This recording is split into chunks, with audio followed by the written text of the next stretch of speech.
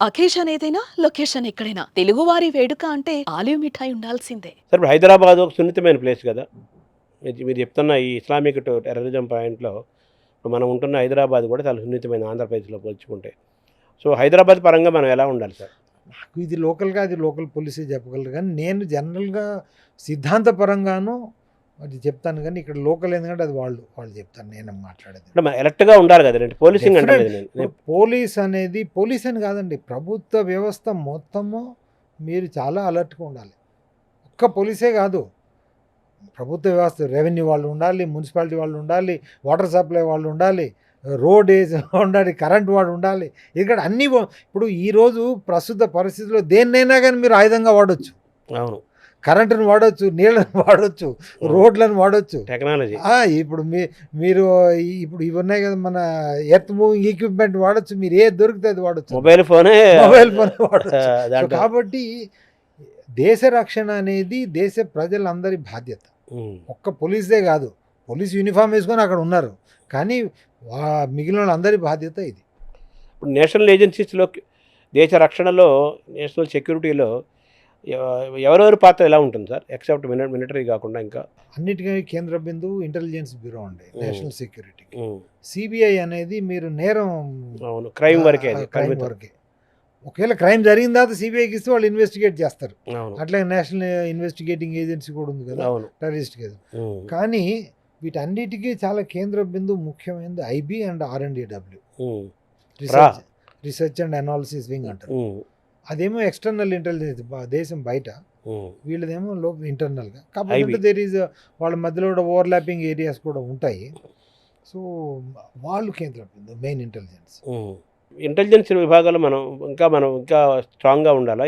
ఏంటంటే మీకు రాదండి, ఇంటెలిజెన్స్ రాదు. కారణం ఎందుకు రాదంటే, ఇప్పుడు ఇంటెలిజెన్స్ మనకి ఎవరు ఇస్తారండి? అవతల వాడు. ఇప్పుడు వాళ్ళ మధ్యలో ఉన్నవాడే మనకి ఇవ్వాలి కదా, వాళ్ళ మనిషి ఇవ్వాలి. ఇప్పుడు ఇస్లామిక్ తీవ్రవాదం ఏంటంటే, మీరు ముస్లింల వ్యతిరేకంగా ఏది ఇవ్వడానికి వీల్లేదు అని వాళ్ళకి నేర్పుతారు. సో వాడేమన్నా ప్లాన్ చేస్తాడు అనుకుందాం, అందులో ఉన్నది వీళ్ళే కదా. ఆ తీవ్రవాదులు 10 మందో 20 మందో 100 మంది అంటే అంతా ముస్లిమ్సే కదా. వాడు ఇచ్చానుకో, నీకు అల్లా నువ్వు కనుక చనిపోయిన తర్వాత నువ్వు అక్కడ స్వర్గాన్ని పోయే ముందు అల్లా నేను బాగా శిక్షిస్తాడు, నువ్వు ఇది ఇచ్చావని వాడి మనసులో నూరిపోస్తారు. సో వాడు ఇవ్వలేడు. మరి ఎవరిని పంపించగలరు? సో కాబట్టి మన ఫెయిల్యూర్ ఇది ఒకటి, చాలా బిగ్ ఫెయిల్యూర్ అండి. Getting intelligence from the Islamic terrorist agency ఇది ఎక్స్ట్రీమ్లీ డిఫికల్ట్.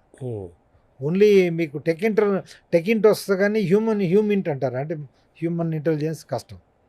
రెండవది, మనకి 1980 వరకు పాకిస్తాన్లో బాగా నెట్వర్క్ ఉండేదండి, ఇది ఇంటెలిజెన్స్ నెట్వర్క్. అందులో 2 కారణాలు ఉన్నాయి. ఇప్పుడు ఇక్కడ నుంచి పోయిన చాలామంది ముస్లిమ్స్, మన విభజన జరిగితే చాలామంది ముస్లింలు వాళ్ళతో మన వాళ్ళు సత్సంబంధాలు పెట్టుకున్నారు. 2, వాళ్ళని అక్కడ వీళ్ళు ఇల్ట్రీట్ చేసేది. సో కాబట్టి వాడి కోపంతోనే ఏదో కొద్ది ఇచ్చేది. అయితే 1978లో మీకు అది చేసింది ఎవరంటే ఇందిరాగాంధీ ప్లస్ రామ్నాథ్ కావ్ అని ఒక కాశ్మీర్ అతను. ఆయన he was the first chief of R&AW, one of the finest intelligence man in the world అండి. ఆయన బ్రహ్మాండమైన సంస్థను తయారు చేశారు. చేసి పాకిస్తాన్లో ఈరోజు కావాలంటే వెంటనే అక్కడ గొడవలు సృష్టించగలిగే సామర్థ్యం మనకి తెచ్చుకున్నారు.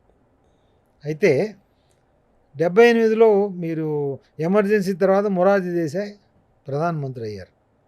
మొరార్జీ దేశాయ్తో ఈయన ఫోన్ చేసేది, ఎవరు? జనరల్ జియావుల్ హక్. ఫోన్ చేసి ఈయనేదో ప్రకృతి వైద్యం అని ఆ రోజు అంటే ప్రసిద్ధం కదా, అవి ప్రసిద్ధం కదా. అతను ఏం చేశాడు, ఈయన బొట్టలో వేసుకున్నాడు.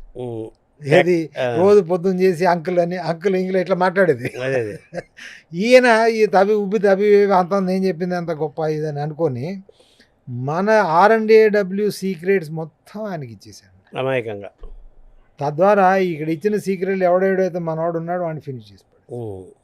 1980 తర్వాత ఈరోజు మనకు పాకిస్తాన్లో ఏమాత్రం అల్లర్లు సృష్టించడానికి పెద్ద సామర్థ్యం లేకపోవడానికి కారణం మొరార్జీ దేశాయ్ గారు.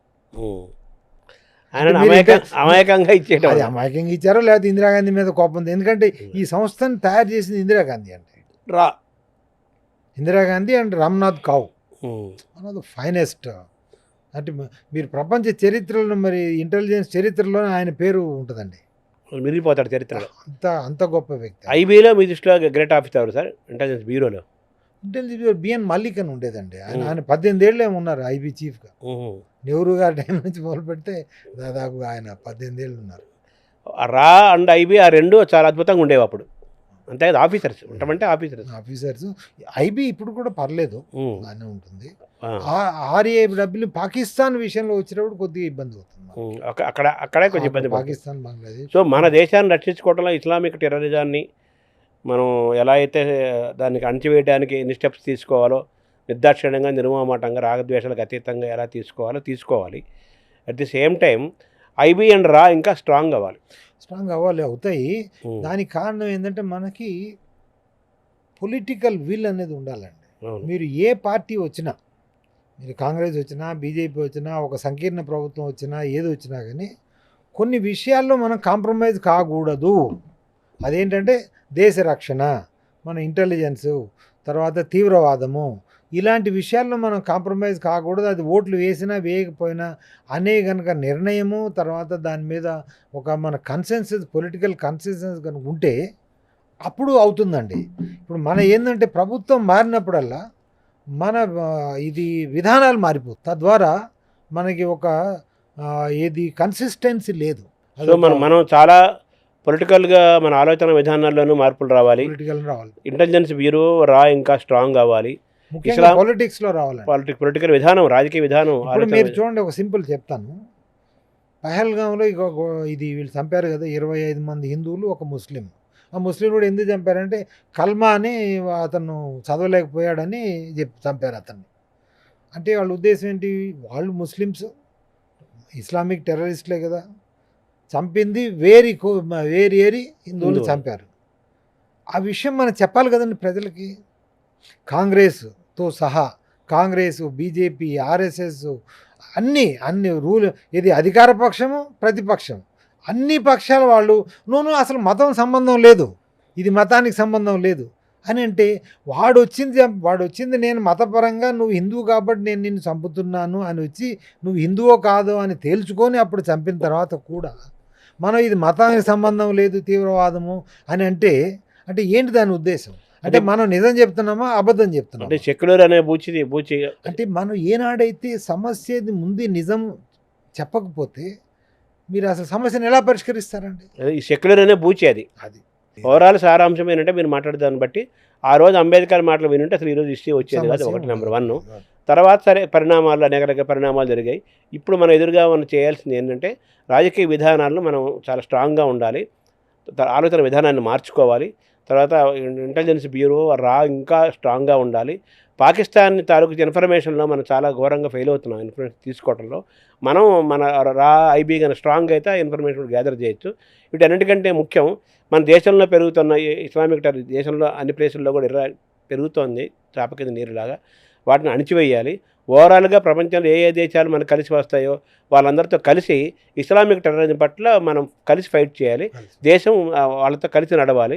ఇది జరిగితే కానీ ఆ మెయిన్ సమస్యకు పరిష్కారం వస్తే కానీ ఇటువంటి పరిస్థితులు భవిష్యత్తులో రాకుండా ఉంటాయి అంటారు. అంతే కదా సార్ సారాంశం. Thank you sir. సుమన్ టీవీలో మీ పర్సనల్ అండ్ బిజినెస్ ప్రమోషన్స్ కోసం కింది నెంబర్కి కాంటాక్ట్ చేయండి.